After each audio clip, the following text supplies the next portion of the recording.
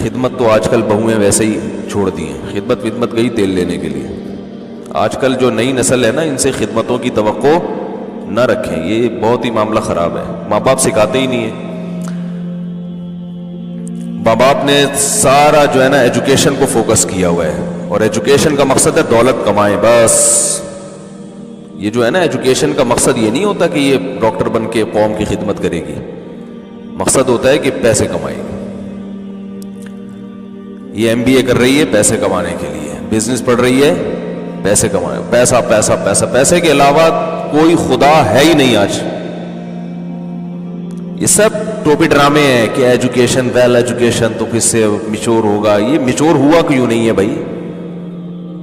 ہے بھائی، جو عورت اپنا گھر نہیں سنبھال پا رہی ہے، اپنے بڑوں کا ادب نہیں کر پا رہی ہے، اسے یہ تمیز ہی نہیں ہے کہ خاندان کے بڑوں کا ادب کیا ہوتا ہے، ان سے بات کیسے ہوتی ہے. بڑوں کو اگر غصہ آئے تو چھوٹوں کو چاہیے کہ اس کو برداشت کر لیں، اینٹ کا جواب پتھر سے نہ دیں. یہ ایجوکیشن ہے. جتنی زیادہ ایجوکیٹڈ ہوگی اتنی بدتمیز ہوگی. معذرت کے ساتھ وہ خواتین جو بیان نہیں سن رہی ان کے علاوہ،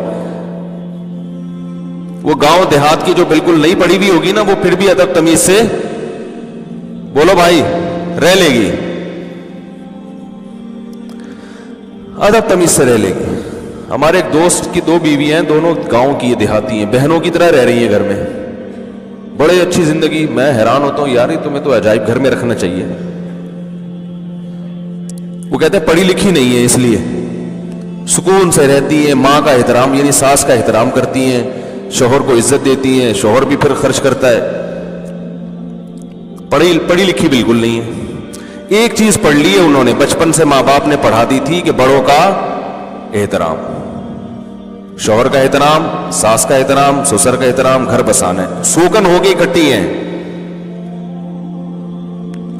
تو ایجوکیشن کی ہم قائل ہیں، ایجوکیشن اچھی چیز ہے، لیکن پہلے تہذیب ہے، تمیز پہلے ہے، ایجوکیشن بعد میں. تو ماں باپ تمیز نہیں سکھاتے، اپنا ادب نہیں سکھاتے، ساس سسر کا کہاں سکھائیں گے؟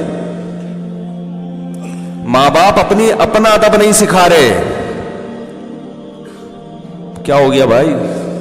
حقیقت بتا رہا ہوں، اپنا ادب نہیں سکھا رہے.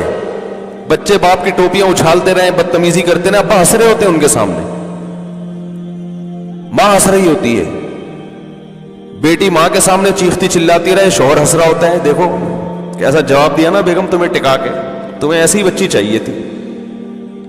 یہ نہیں کہ اس کو ایک تھپڑ لگا دے، بیٹا ماں ہے تمہاری، ماں ہے، کیسے بات کر رہی ہو.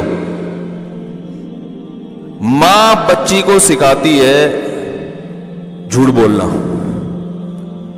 شوہر کے سامنے. ماں جب اپنے شوہر کے بیٹی کے سامنے جھوٹ بولے گی، یعنی شوہر کو بیوقوف بنانے کے لیے، بیٹی کو پتا ہوگا کہ میری اماں میرے ابا کو بیوقوف بناتی ہے جھوٹ بول بول کے. تو ماں اپنی بیٹی کو جھوٹ بولنا سکھا رہی ہے کہ نہیں سکھا رہی ہے؟ کہ بھئی زندگی ایسے گزاری جاتی ہے ٹوپیاں کرا کرا کے، سچ بچ بول کے نہیں کوئی زندگی گزارتا. تو جب وہ بیٹی آپ کے سامنے جھوٹ بولے گی تو آپ کو غصہ کس بات کا آ رہا ہے؟ کیا ہو گیا بھائی؟ سمجھ میں آ رہی ہے بات؟